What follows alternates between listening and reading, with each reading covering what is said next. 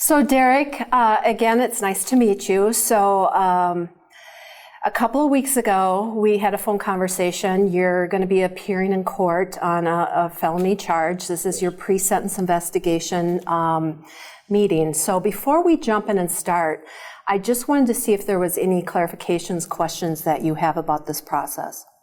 I understand it as doing some type of, you ask me some questions, I got to answer some questions, and then you write up some report to give to the judge? Exactly. I'm going to be doing an assessment today called the Level Service Case Management Inventory. Okay. And it's going to take about 45 to 55 minutes, give or take. It's a series of questions about criminal history, education, employment, family marital, things you do in your free time, alcohol, drug issues, etc. So what I will do with that information is put that together in a report, as you said, and submit that to the court. And then in a few weeks, when you go back for sentencing, the judge will take that information into account when they're making some recommendations. Okay. How's that sound? Sounds fair to me. Okay. So let's jump in. Again, I'm going to be asking you a series of questions, and I'm hoping that we can kind of have a conversation. This is really your opportunity to really kind of share your story, talk about your viewpoint, share your ideas. I will be taking notes during the process in order so that I can later score the actual assessment tool. Okay. You're welcome to see those notes at any time. And if you need to take a break, you need me to rephrase a question, please don't hesitate to ask me to do that. Okay. So let's start off and tell me what you're going to be going back to court for, what that charge is about, what happened. Well, I got in trouble for buying some golf clubs that apparently were stolen. At the time that I bought the clubs, I had no idea that they were stolen. Obviously, I wouldn't have bought the clubs. But it was a really good deal, which was like $200 for a set of irons and some drivers. And, it's not uncommon for people to sell clubs all the time. Mm-hmm. So, and I just thought, hey, I'll buy them. I'll save myself about, $400 or $500. And I was low on cash anyway, so I thought it'd be a great deal. And next thing you know, I got the police knocking on my door telling me that I had some property that didn't belong to me, and I got arrested for having some golf clubs in my in my garage that somebody sold to me. So you're feeling pretty set up. I'm a little pissed about it. Yeah. Rightly so, because if you'd known, you would have no way have been involved with that. I wouldn't have been involved in anything like that. Mm-hmm. Knowing that the clubs were, hot. Mm-hmm. So as a result of that, you've been charged with a felony theft charge, and you're going to be appearing before court in about a month or so. Moving backward in time, tell me about any other experience with the justice system you've had. When I was a little younger, I was an adult though. There was a theft charge. I was charged with a theft charge. I did 3 days in jail initially, but other than that, it's just been when I was younger. I believe when I was 15, 16, I had an underage drinking offense that I had, but that's not a whole lot of contact with law. And the theft, was that as a juvenile or was that? It was an adult. Okay. It was adult. And what were the consequences? What happened with both of those charges? I got probation. Okay. I think it was a year or two of probation. And then initially, like I said, I spent 3 days in jail, a year or two of probation. I had to abide by some conditions of probation. But that went well. There wasn't any problems. Okay.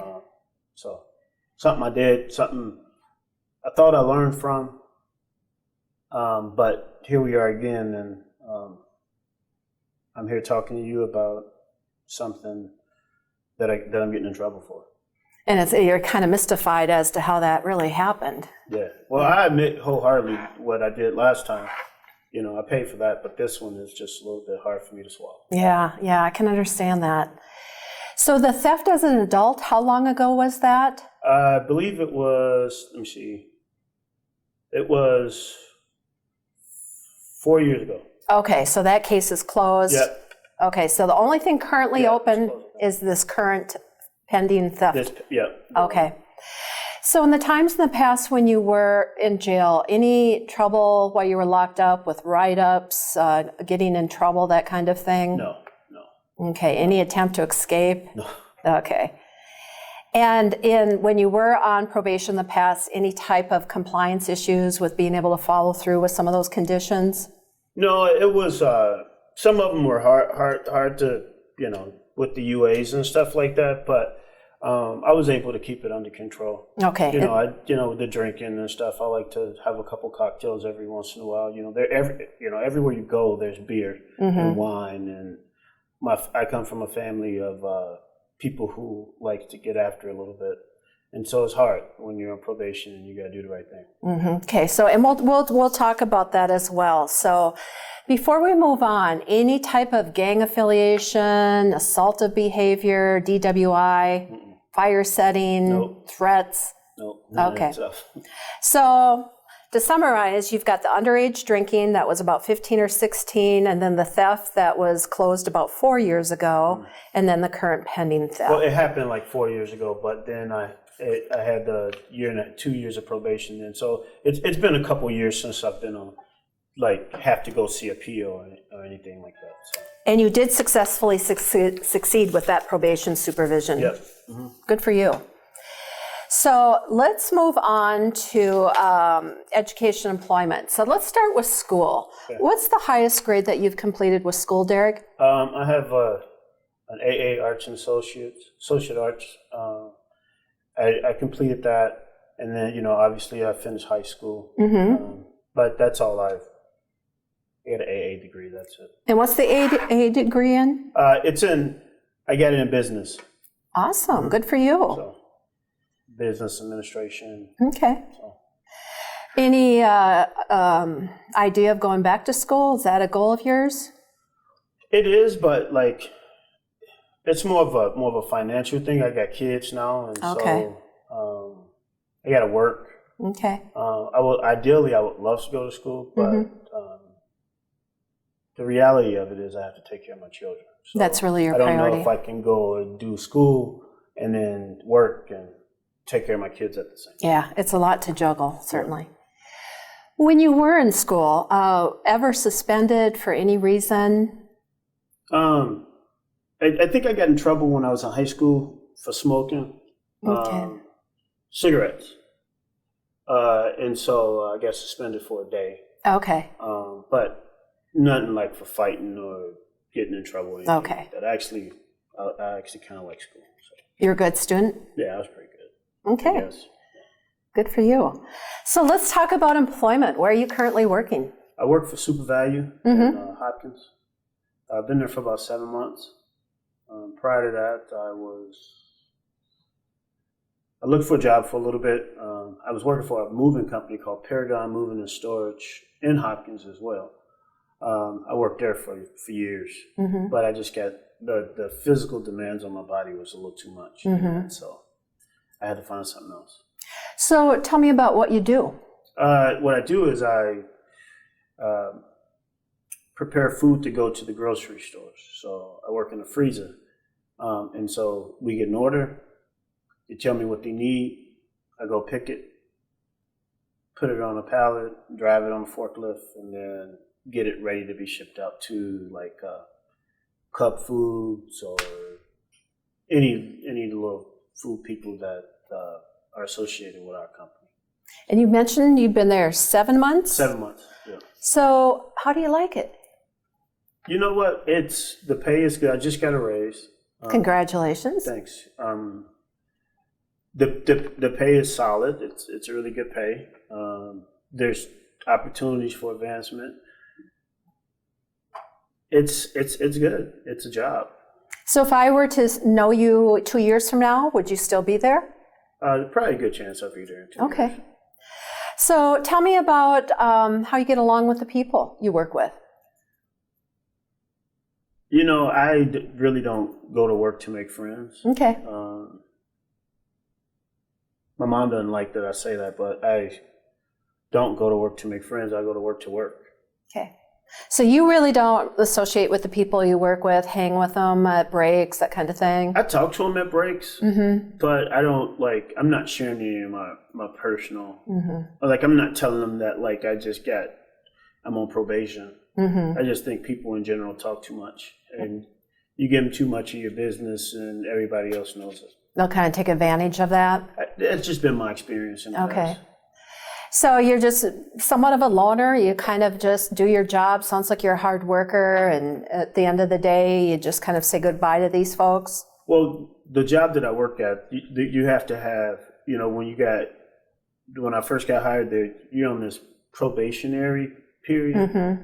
And so you have to get these averages, these numbers that you have to hit.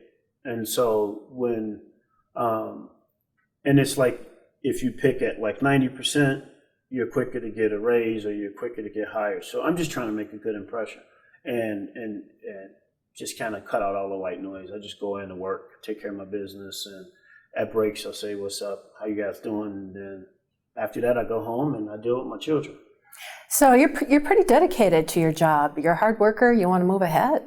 I'm dedicated to money. Okay. Yeah. That's what motivates you. Yes, absolutely. Okay.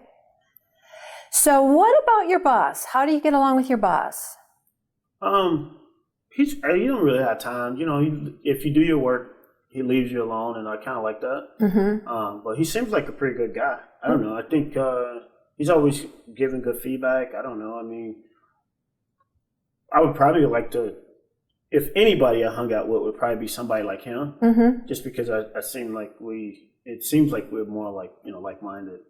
So you have more in common with him, and he's someone you look up to some degree? Yeah, he's not one of those people that are pointing fingers and you need to do this, you need to do that. He kind of models a certain type of behavior, and I kind of dig that. You appreciate that about him.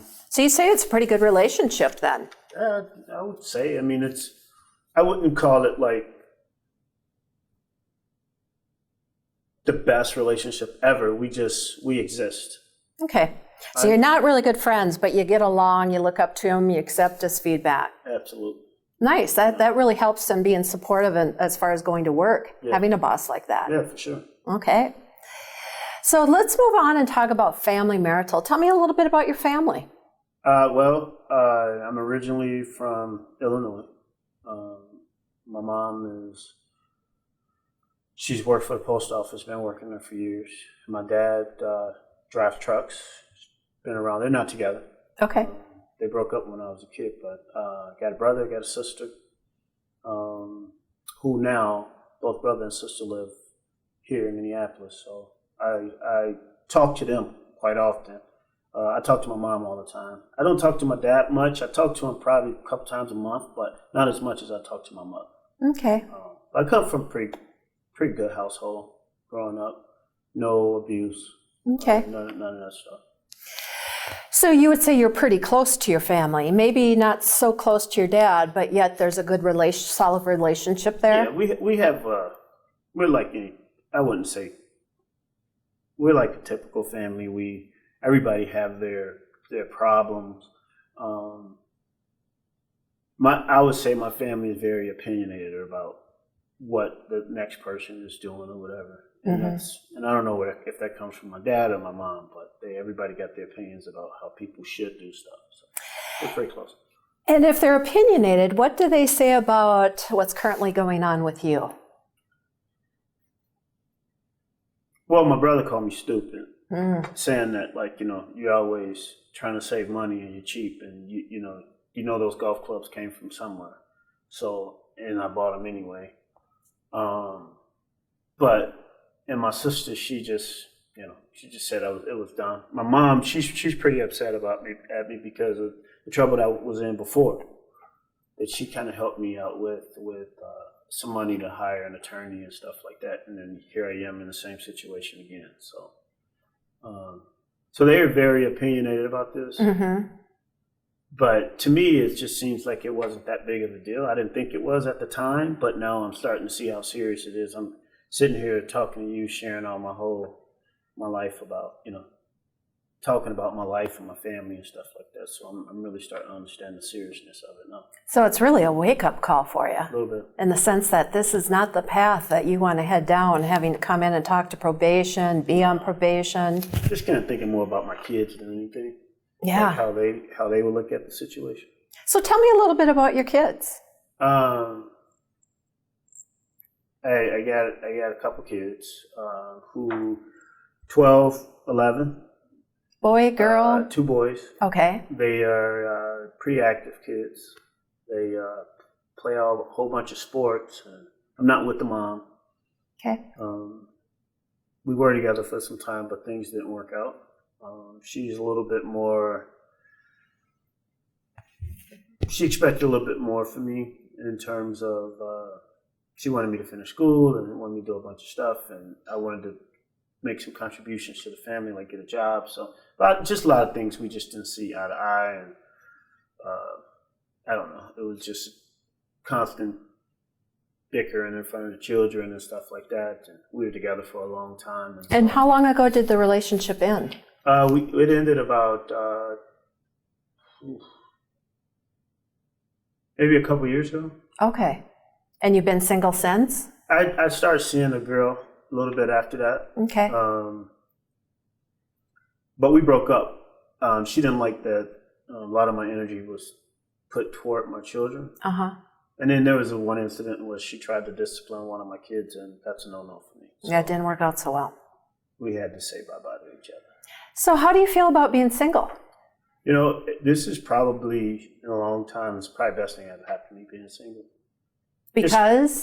Just give a little bit more time and energy to my children.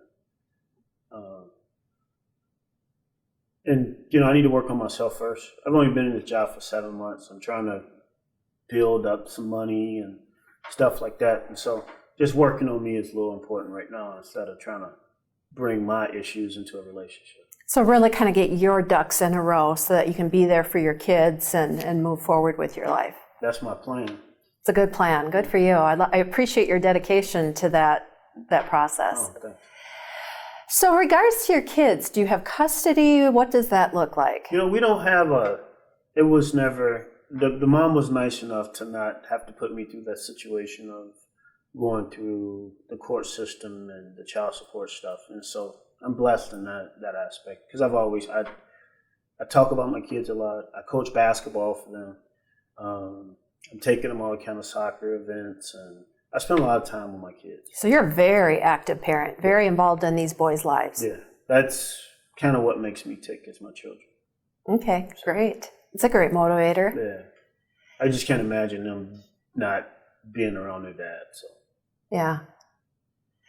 So has anyone in your family ever had any involvement with the justice system? Well, some cousins. Okay. A lot of, them, but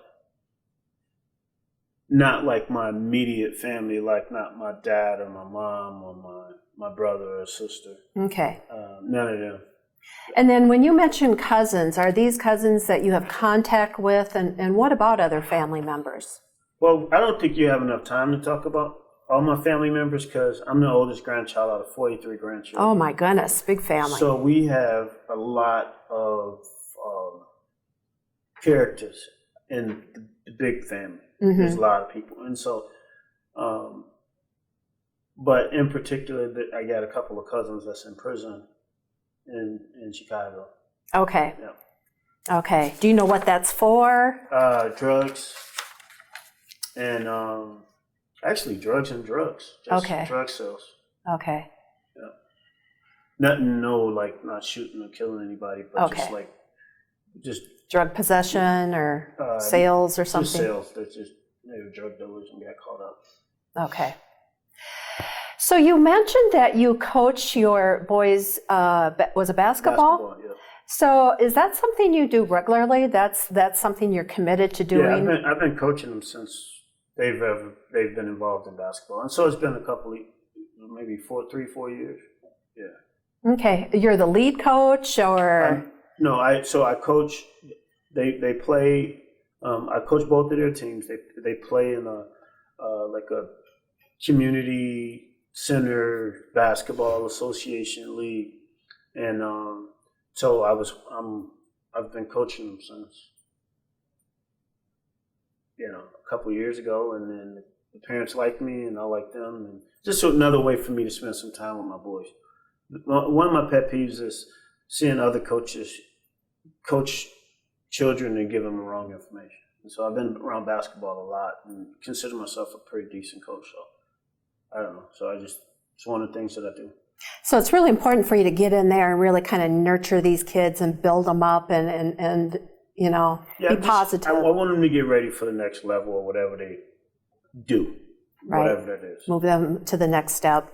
And my dad never got a chance to coach me because he was always working. So here's my chance to do something different. So you want to be the parent that perhaps your dad couldn't be for whatever reasons. You want to really be there in their lives. Yep. Well, I really commend you for that, Derrick, that you want to be that really awesome parent to these young boys. Yep.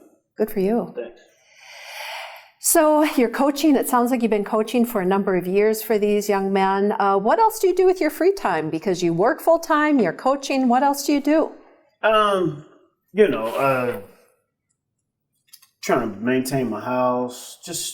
I got a pretty hard job, and trying to coordinate getting my kids from here and there to different places is one thing, and it's just life. I like to play golf.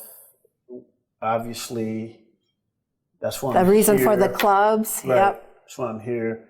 But anything where I'm competing athletically is what I like to do. I play softball if I'm asked. I'll sub on some softball teams if they ask me to, or I go play shoot hoops with some buddies. I play a men's basketball league on Wednesday nights, so I do that. And those are the guys I usually hang out with. Okay. Those guys are men's basketball league that I'm in. So let's talk about who you hang out with, just to get a picture of kind of who your friends are. And again, I don't need a lot of information, but I'd like to use this diagram. Okay. It's called a social network map, just to get a sense of who you're hanging out with and a little bit about what your friends are like. So in this inner circle, that would represent who your best friend or friends are, the people that you confide in, you trust, you hang out with. So who would you consider to be in that inner circle? I got one really, really good friend, Tim. Tim. Yeah, Tim. He and I, we play hoops together, we golf together, we hang out. So you see him on a weekly basis? I see him more than I see my brother. Okay. Yeah. So in some ways, he's kind of like a brother. He is like my brother. I was just about to say that. Okay. Brother from another mother is what we say all the time. Okay. And Tim, to your knowledge, has he had any involvement with the justice system? I think he has in the past. I think he got in some trouble before. Not prison or anything like that, but I think he was on probation at one point. I don't want to give any misinformation, but I think he was on probation for maybe I think he was in possession of weed or something like that. I'm not sure exactly what it was, but I do recall him being on probation some time back. And when you say some time back, 5 years ago? I think it was like right before the time I was on probation, to be honest with you. So what, 4 or 5 years ago? About 3-4 years ago, something like that. And since then, he's had no further involvement? No. I mean, we drink and have a couple beers here and there. Okay. But no, I think he learned his lesson. Okay. Now let's move outside the circle a little bit. So any other friends that maybe aren't as close to you as Tim is, but maybe friends that you see less often, you maybe don't talk as deep level as you do with Tim? Well, I think everybody kind of knows somebody that's been on probation or got in a little trouble. But some of the guys that I play basketball with, some of those guys have been in trouble in the past. I mean, it's kind of hard. These days, sometimes I feel like it's kind of hard for people not to get in trouble at some point. Mm-hmm. Have gotten in trouble at some point. Okay. But yeah, there's a couple guys on the basketball team that I play with, and we have cocktails every once in a while after that, who have been on probation as well for crimes that I'm not familiar with, or I don't know what it is, but I just, in us talking, they said they've been on probation. So how many of the guys on your league would you say have had that experience at Probably some out point? of the 8 guys that's there, probably 3 or 4. 3 or 4 of them? Yeah. Okay. Have had some involvement with the justice system for something? Mm-hmm. Okay. And the other 3 or 4 maybe not? No, those guys are straight-laced guys. Okay. Any other friends that we haven't captured in the social network map that you'd like to mention? Not really. No. Okay. So it's pretty much Tim, who is your best friend, and then you've got some buddies with your basketball league, some who've been in trouble, some who haven't. Yeah. What about golf? Who do you golf with? Tim. I play a lot with Okay. Tim. Or there's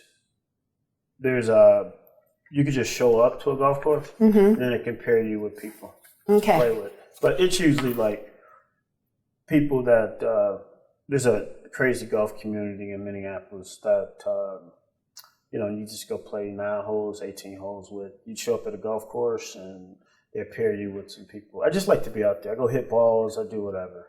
Sounds like you're a pretty active guy, especially in the area of sports. I hate sitting around the house, to be totally honest with you. If I'm not doing something in the house, like cutting the grass or doing something like that, then I like to move around. It's a lot to do in Minneapolis.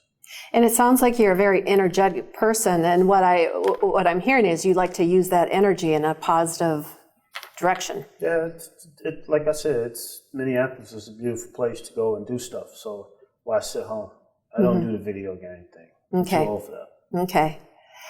So you've mentioned, Derrick, a little bit that with some of your basketball friends and with Tim as well, that there's some drinking involved. So help me understand what that looks like. How often, that type of thing? Well, when I was, before all this stuff happened, and I was placed on this conditional release stuff, we would get a couple 6-packs here and there, go out to some bars, northeast, downtown Minneapolis, have a couple, smoke a little weed here and there, which, I didn't think anything was wrong with that. But, it's just, drinking is so common. It's everywhere you go. You go to a bar, you go to Applebee's, you go to a friend's house, first thing they do is, can I get you something to drink? Can I get a beer? So it's just one of those things, but I didn't think I didn't have a huge problem with it. So you feel a little bit of pressure when you're out and about to use? There's some, I wouldn't call it pressure. I just say it was just kind of part of just a normal thing to do. Okay. I think I wouldn't call it pressure. Okay. I would just say it was just the people who I surrounded myself with, this was a common occurrence. So this is kind of the lifestyle that drinking is and partying a little bit is involved. Right, yeah. Okay. I like to party. Okay. I like to listen to good music. So when you say you like to party, what does that look like? What do you mean? When I'm an energetic person, so I like to actually party with. I like to hit some nice music. I like just the sound of the bass. I like to have a cocktail, nice cold cocktail in hand, a beer. All those microbreweries we have now going around Minneapolis. I mean, they're promoting drinking everywhere you go. And this is you have to go to this Fulton Brewery. You have to go to this place. You have to go to that. So it's just kind of like the culture we live in. It seems like to me. Okay, so when you go out to these places, clubs, etc., how often typically are you drinking? Well, it depends on how often I go out and when I have my kids and when I don't. But when I go out, usually there's a cocktail involved, or 2 or 3. So I would say maybe 3 times a week. Okay. Yeah, 3 times a week. Usually always on the weekends. With this new job and stuff, it hasn't been occurring as often, just because I got the new job and then my work hours has changed. Mm-hmm. But the days that I'm off, the weekends and stuff like that, those days are usually reserved for drinking and hanging out. And when you go out drinking on the weekends mainly, do you ever suffer from any type of hangovers, blackouts, that kind of thing? Never did the blackout thing, never had that. But hangover, yeah. And then I would smoke a bowl or something and then help me with the hangover. Okay, so how often do you smoke weed? Well, I don't now, but when I did, it was probably on the weekends.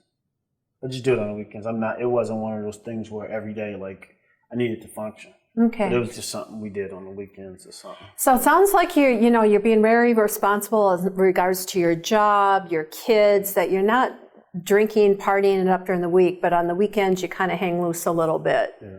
So when is the last time you smoked weed? Probably this happened a while ago. Probably right before this offense happened. Well, right after I was put on this conditional release thing where they said I couldn't do this and I couldn't do that, then I just shut it down.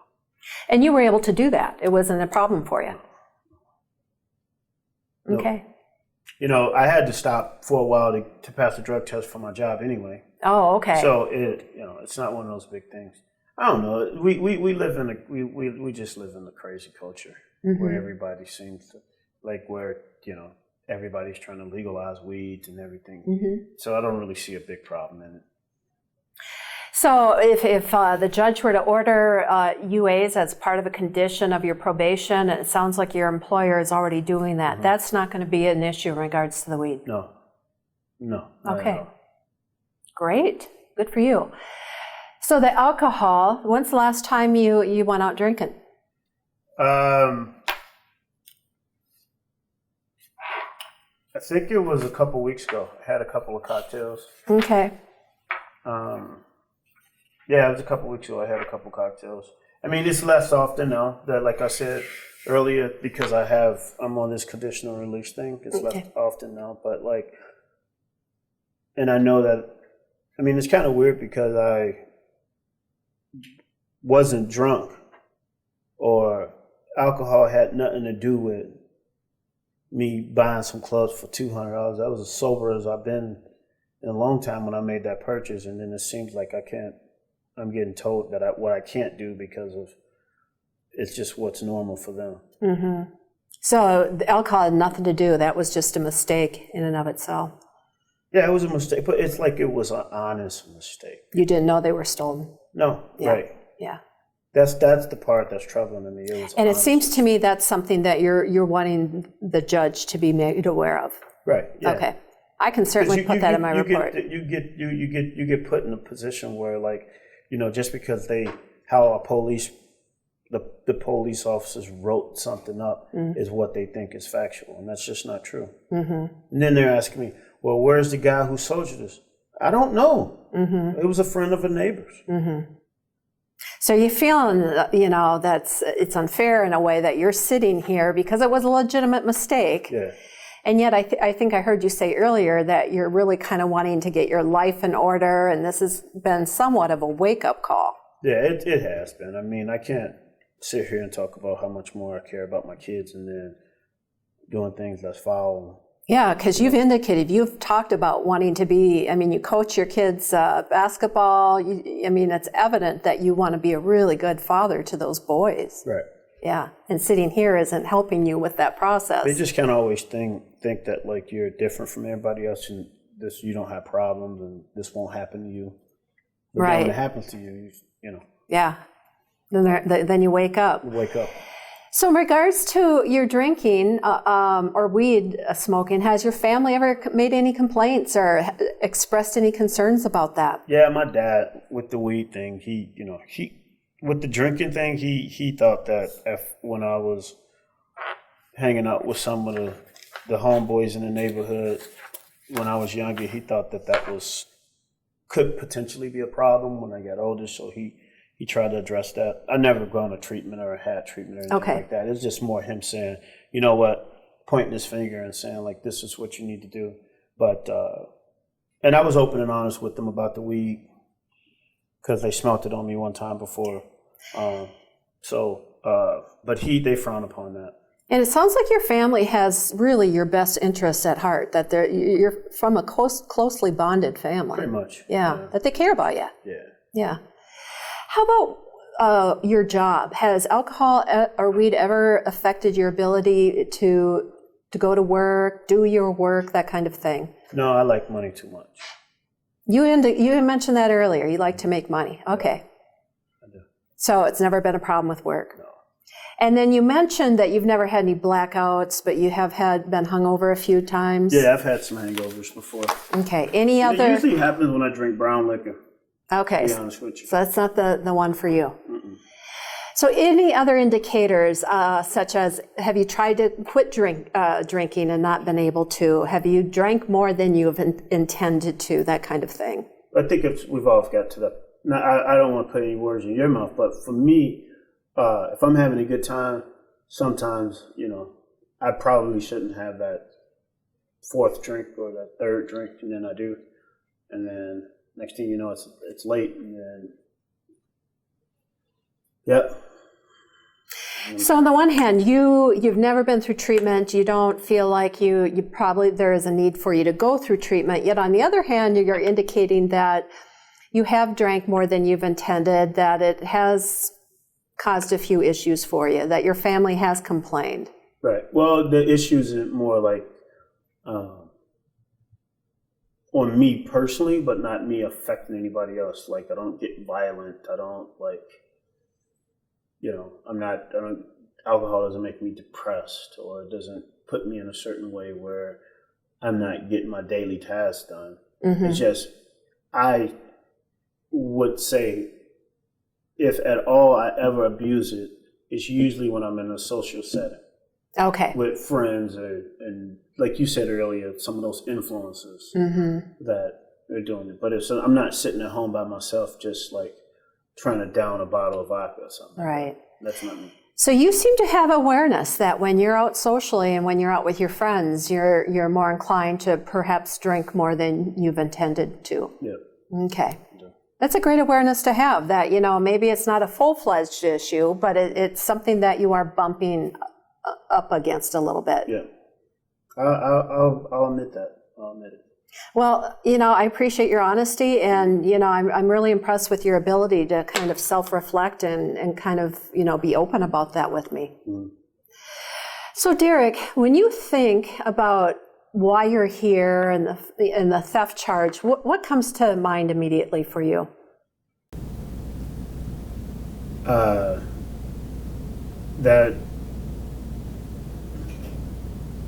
I messed up again, At first, I didn't think it was that serious. I mean, I was happy. I mean, I was getting a good deal, but I guess all deals are not good deals, because this is going to cost me way more than $200.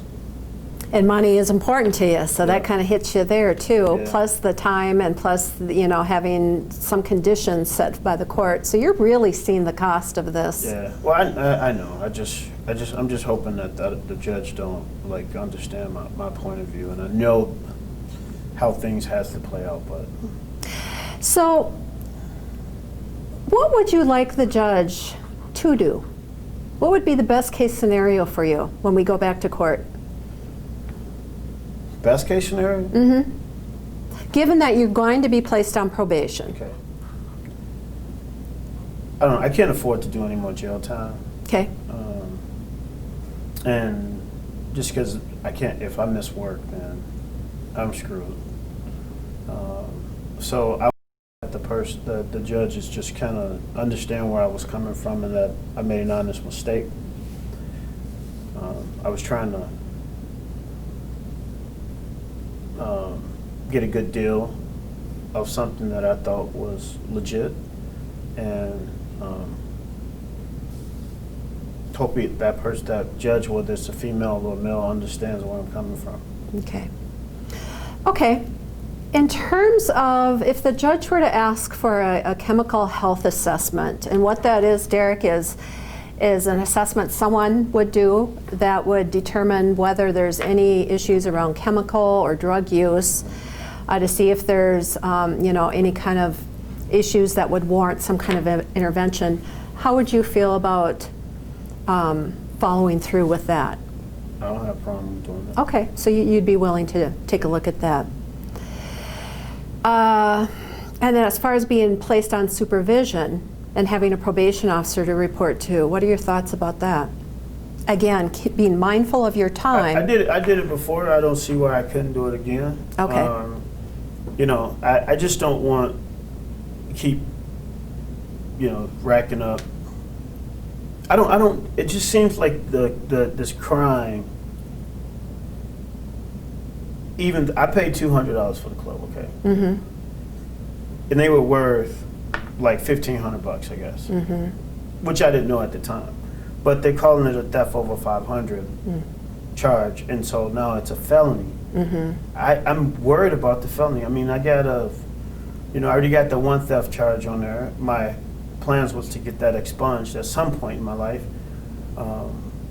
but now I'm sitting here faced with possibly having a permanent felony on my record, and I don't know how to feel about that. I'm getting the sense that you're having a lot of regret about what's going on, and that you really want to make some changes so that this isn't your continued path. Right. Yeah, I feel bad about the whole thing. It's a tremendous waste of time. I'm missing work right now. Yeah. So. Yeah. And then when I get sentenced, I'll be missing work again. So Right. It's just kind of one of those things where It's a commitment. Nightmare. Yes. Yes. Derrick, in regards to your community, you mentioned your family and that you're from a large family. And in regards to your neighborhood, the people that you work with, your friends, and then also you're having your own personal goals and wanting to move forward. Where do you land on a scale of 1 to 10, 1 being low, 10 being high, as in regards to having a solid foundation to put this behind you, serve probation, move forward with your life, and accomplish some of those goals? Well, I'm probably I feel like I'm motivated now, but given where I am right now, like, and not being sentenced and a lot of things that I'm not really sure what's going to happen to me in the next couple of months, I would say I'm probably at like an 8. So you're motivated. You want to put this behind you, do what probation's going to ask you to do, and then put this chapter behind you. Yeah, I don't want to be on probation at all, but if I have to be, it's better than going to prison. Yeah, so you can continue to work, be there for your family, your children, etc. So you're going to do what you have to do. Yeah, absolutely. Okay. Derrick, have you ever received any kind of formal assessment by a mental health professional for No. anything? Any type of counseling? Nah. Okay. And at this point, I just want to ask a few follow-up questions. Sure. You mentioned you were on probation before. You've had no violations or problems with probation in the past. Would you say that you're impulsive?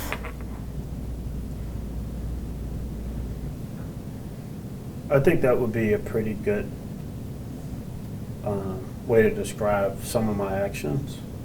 Would you say more about that? Why you would say that you tend to be impulsive? Just because it's like one of those things that when, kind of like an opportunist, like if a good opportunity presents itself, then I like to take advantage of it. Now, I not take advantage of it to the point where I feel like I am, taking advantage of somebody else. But Right. if it seems like it's a good deal to me, if it's in my face, if it could be beneficial to me, then yeah, I think I'm very impulsive. Okay, got it. So, regards to finances, you mentioned that money is very important to you. On a scale 1 to 5, 1 being, hey, I'm suffering here, I don't have enough money, and 5, I'm doing perfectly okay. Yeah. Where would you land on that scale? I mean, I can't complain. I just got a raise at work. Which shows you're a dedicated Right. hard I've worker. always had, been pretty good with in terms of managing my money and stuff like that. Would I like to make more money? Absolutely. So I would say I'm average. Okay. You know. So you're making enough money, getting by, but it's not really a struggle for you. No, it's not a struggle. Like I said, I would like to make more money, but I'm perfectly fine where I am right now. Okay, great. So it sounds like you got a budget, you're being responsible with your money, etc. Tell me a little bit about where you're living. I live in North Minneapolis. Okay, have your own place? Yeah. So I have I live on the bottom of a duplex. There's somebody else that lives on top of me. And you've been there for a while? Yeah, I've been living there for a while. A Okay. couple years. It's a 2-bedroom place. What's your neighborhood like? Well, it's North Minneapolis, so there's pockets of North Minneapolis that's really good. There's pockets of North Minneapolis that's not so good. And Okay. sometimes, you hear the gunshots and stuff like that. And Okay. You hear police sirens and everything, but it's okay. The place I live in is nice. I would say the neighborhood is probably middle class to middle lower class neighborhood. Okay. You have It's plans? affordable. You have plans to stay there? I do. Okay.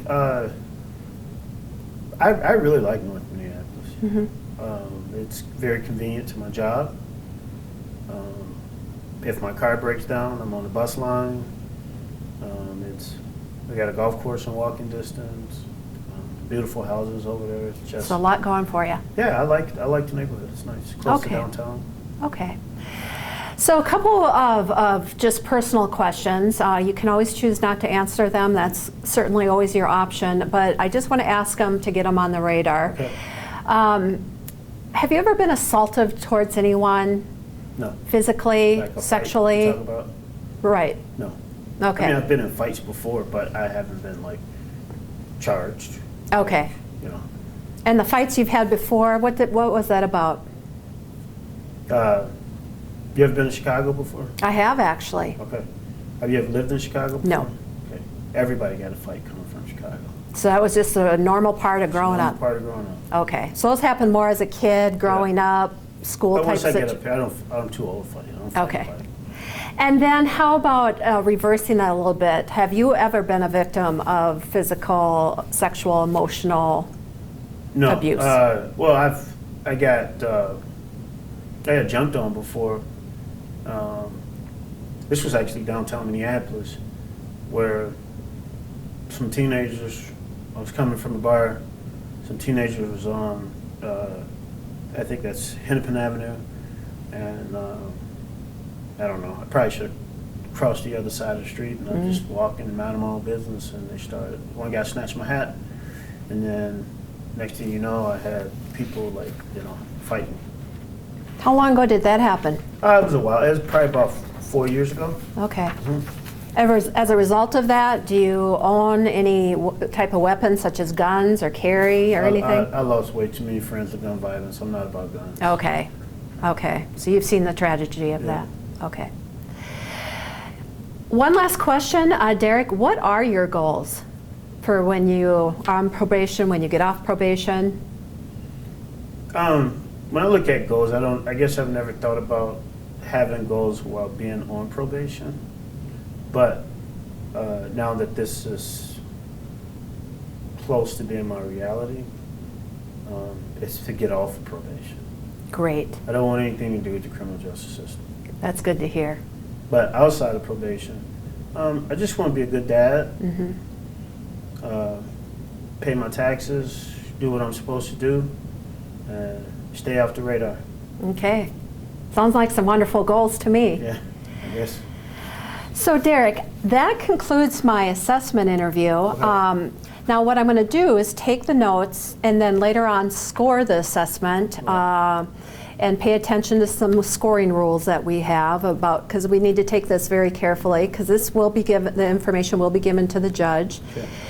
I will also need to consult with case file information, call some collateral folks just to verify some of the information.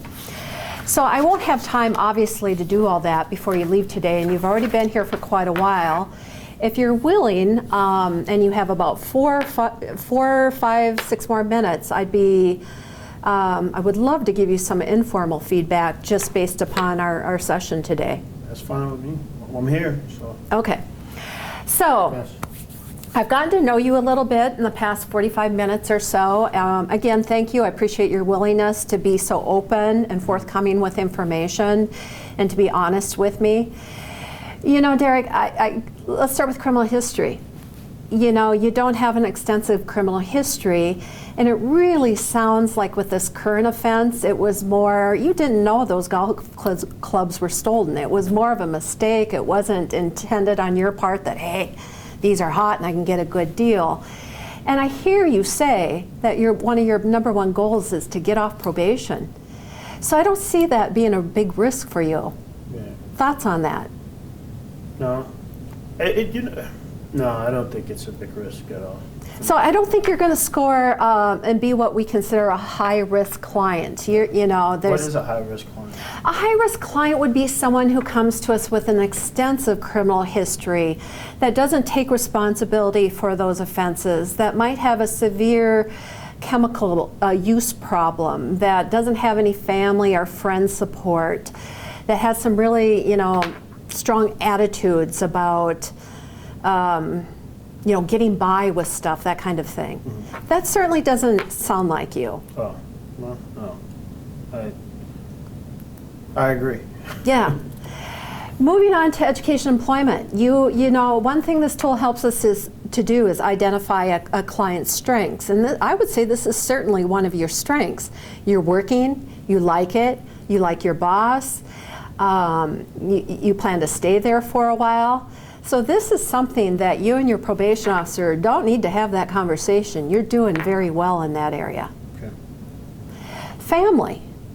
It sounds like you've got some good supportive family, that your parents are both active in your life, mom more than your dad, that your brother and sister are there, that they're supportive of you. They may say that you're stupid for being here, but I think that's more out of care and concern. Yeah.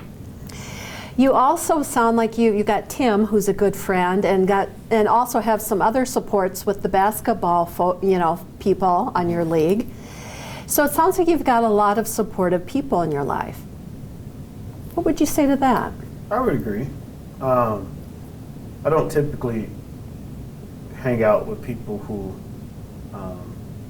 get in trouble quite a bit, or that I have any knowledge of them getting in trouble quite a bit. So that's not a hard thing for me to do.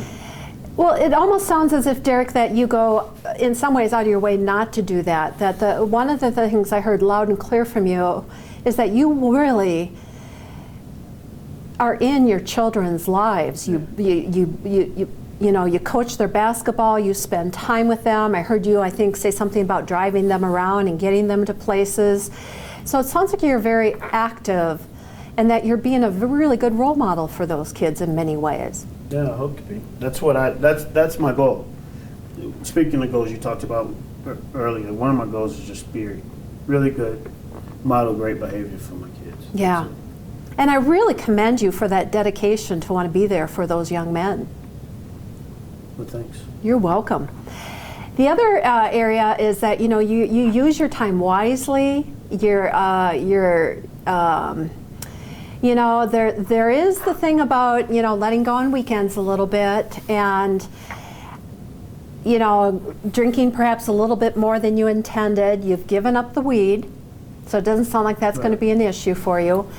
So again, I really appreciate your efforts at making some changes in your life to say, whoa, I've got to make some changes in order to get where I want to go, and this isn't it. So you're open to a chemical health assessment. My guess is the judge will probably order that. It will be another assessment just to determine, you know, what, if any, issues there are. Okay. And then another strength that I'd like to end with, Derrick, is your attitude. You have a great attitude towards everything. You're open and honest with me today. You've got a lot of strengths going for you, your job, your family, your friends, work. You know, I see you succeeding on probation, not having any issues, just getting this behind you and moving forward with your life. Well, good. I mean, that's the plan. That is definitely my plan. And I see it happening. I see you really being a success with probation All right, thanks. due to your openness and willingness to be motivated to move forward. Well, good. So Derrick, what questions do you have for me or concerns before we part ways today? So all the questions about the wheat and stuff, are you gonna talk to the judge about all that stuff, or what is that? That's a great question. Yes, what I'll do is I'll take this assessment tool, I'll score it. Now, not all the information goes into my pre-sentence investigation report, but one of the things the judge wants to be aware of is chemical use. Right. And I need to be transparent about that with him. So I will talk about that you have shared with me you've used weed in the past, but it doesn't seem to be an issue now. Okay. That you do, drink, but it's usually reserved for weekends, that kind of thing. Yeah. All right, that's fine. Okay. Other questions, concerns? No, I'm good.